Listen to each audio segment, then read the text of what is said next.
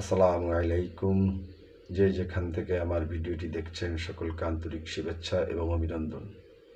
সকলকেই আমার চ্যানেলটি সাবস্ক্রাইব করার জন্য অনুরোধ করছি। শেখ হাসিনার কারণেই আজ আওয়ামী নিরীহ কর্মীরা হাজতবাস হচ্ছেন। অর্থাৎ শেখ হাসিনার পৌষমাস সমর্থকদের সাড়ে সর্বনাশ।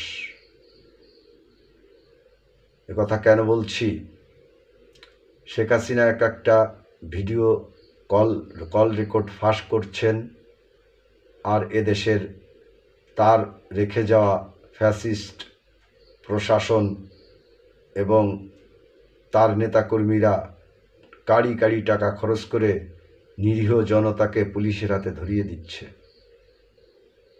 যেহেতু তার হাতে তৈরি করা বাহিনী, তাই তারা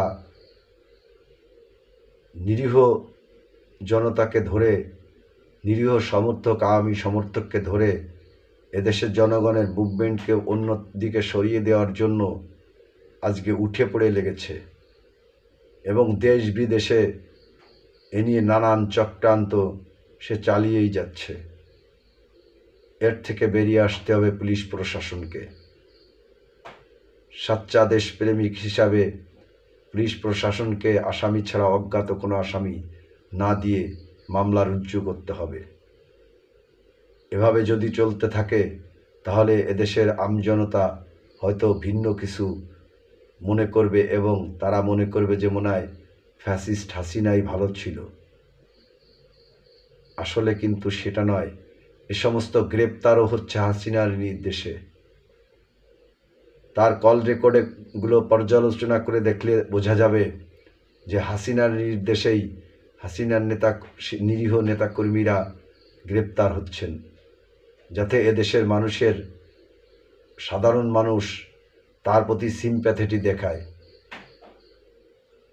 এবং তারা যাতে বলে যে হাসিনাই ভালো ছিল, আর এটা সে দেশ বিদেশে প্রচার করে বাংলাদেশের সাড়ে সর্বনাশ ডেকে আনতে পারে। এর থেকে পা না দেওয়ার জন্য ফ্যাসিস্ট হাসিনা সহ তার দলের সকল সদস্য বাদে যারা মামলা মোকদ্দমা রুজু করছেন এবং পুলিশ প্রশাসন গ্রেপ্তার করছেন, তাদেরকে ভেবেচিন্তে গ্রেপ্তার করা উচিত বলে আমি মনে করি। তা না হলে আগামীর বাংলাদেশ রক্তক্ষয়ী আর একটা যুদ্ধের জন্য প্রস্তুত থাকতে হবে। এটা কোনো মানুষ চায় না। আপনি যখনই নিরীহ পাবলিককে গ্রেপ্তার করবেন এবং পেন্ডিং মামলায় ঢুকিয়ে দিবেন, তখনই এদেশে রক্তক্ষয়ী সংঘর্ষ হবে। আর এই রক্তক্ষয়ী সংঘর্ষের জন্য দায় শেখ হাসিনা নিবে না, বা তার দোসর, তার হাতে গড়া বাহিনী, প্রশাসন, আইন প্রয়োগকারী সংস্থা কেউ নিবে না।